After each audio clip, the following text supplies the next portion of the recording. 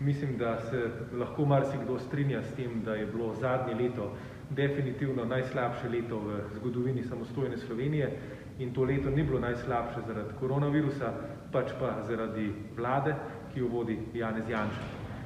Mislim, da marsikatera številka temu pritrjuje. Imamo najdaljšo policijsko uro v Evropi, imamo najdaljše zaprtje šol v regiji, pa imamo kljub temu rezultate, ki so polom ne samo na evropski, ampak na svetovni ravni.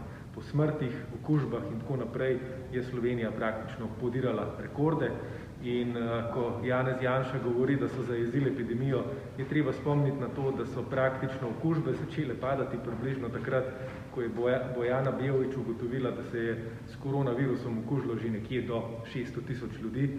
Skratka, kljub temu, da smo praktično živeli več mesecev v karanteni, so uspeli s svojim vodenjem epidemije pripeljati državo tako daleč, da je bila praktično tretjina prebivalstva po ocenah Bojane Beović okuženega.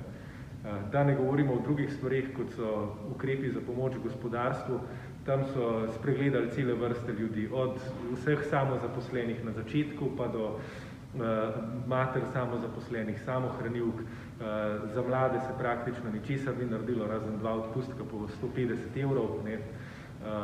V šole niso mogli, faksi so zaprti, nekateri imajo večmesečni odlog z prehodom v odraslost in to so stvari, ki jih bodo še dolgo čutili kot posledica spopadanja vlade s to epidemijo.